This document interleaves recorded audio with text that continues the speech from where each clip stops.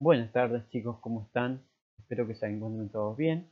En este videito les voy a presentar la etapa de consolidación del Estado argentino a fines del siglo XIX.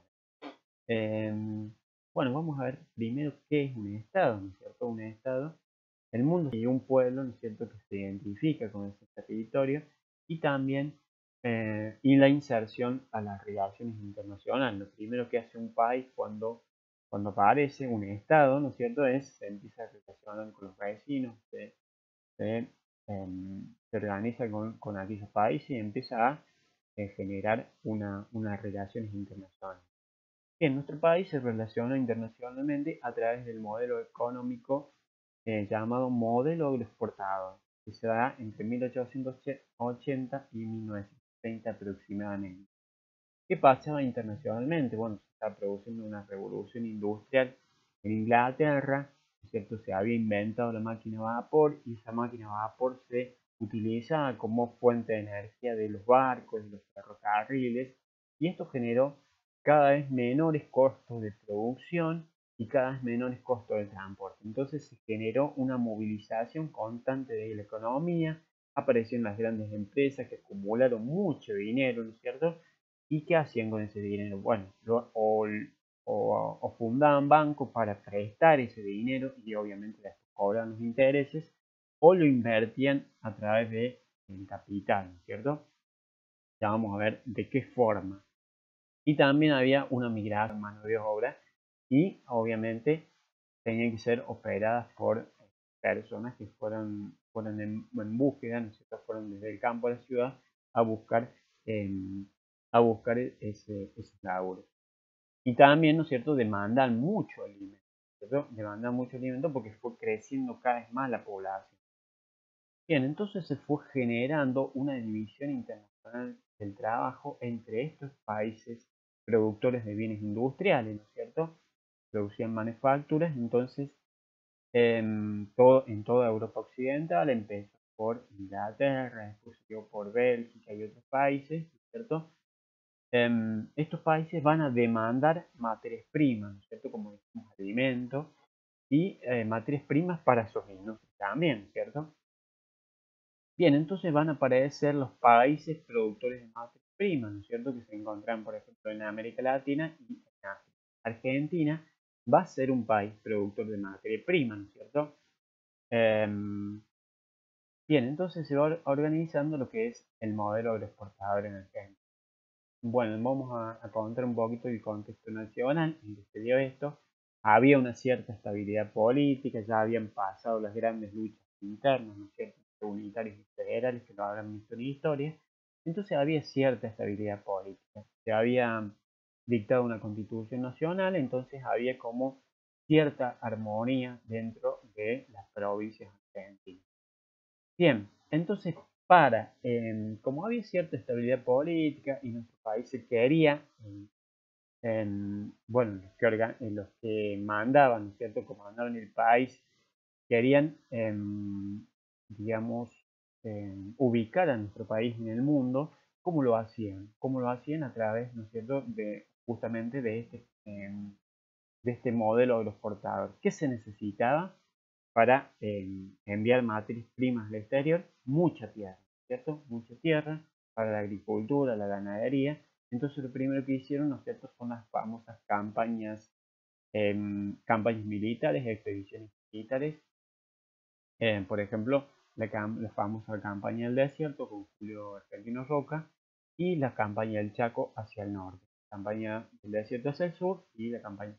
Bien, de esta manera, ¿no es cierto?, se van ganando gran cantidad de tierras a los pueblos originarios y estas tierras empiezan a ser tierras productivas para la ganadería y la agricultura, se repartieron entre muy pocas personas, ¿no es cierto?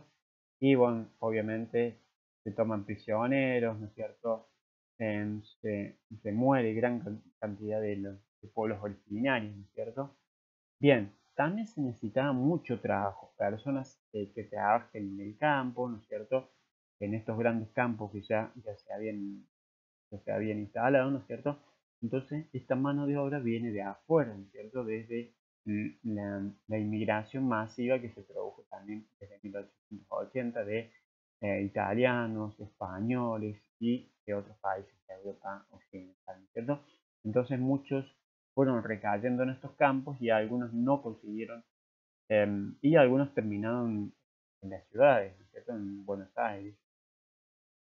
Bien, otro de los factores de producción, obviamente para poner esto en práctica, nosotros se necesita capital, es decir, infraestructura, ¿no es cierto? Y por ejemplo, estas grandes empresas que habían acumulado capital en Inglaterra, ¿no es cierto?, lo invertían también acá en Argentina.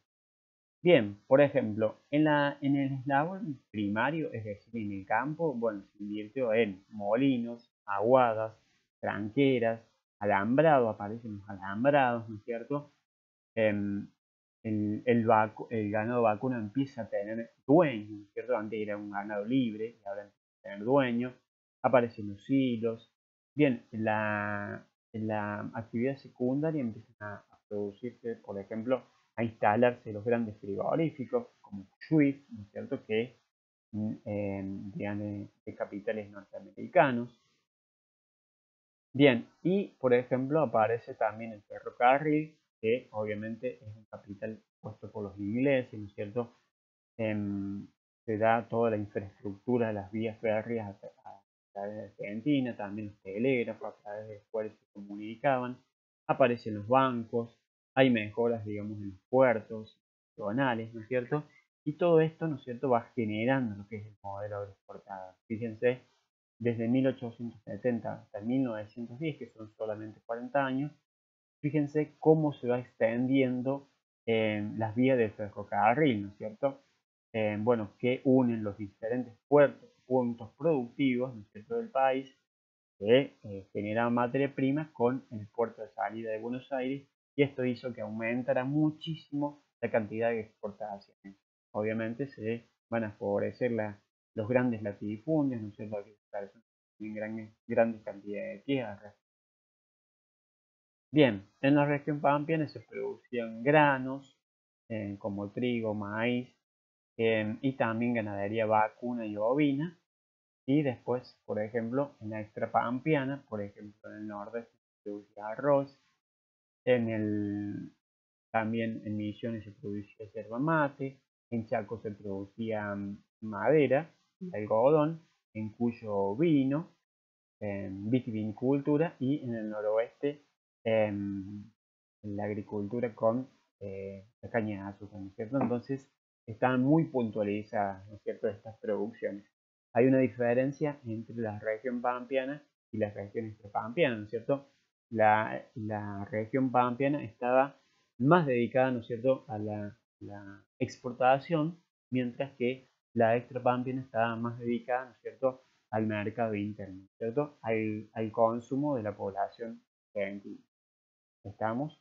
Bien, y otra de las consecuencias territoriales, ¿no es cierto?, va a ser la definición de límites y fronteras de Argentina, ¿no es cierto?, y la capital de Buenos Aires, que empieza a ser la capital del país. Bien, y estas serían las otras consecuencias, ¿cierto? Muchas tierras pasaron a manos privadas y comenzaron su puesta en valor. Se extiende la frontera agropecuaria, ¿no es cierto? A la ganadería ovina se le agrega la vacuna y empieza a tener mayor preponderancia la agricultura, ¿cierto?, con los granos que habíamos visto. La región pampeana, por sus condiciones físicas, comienza a tener cada vez mayor importancia.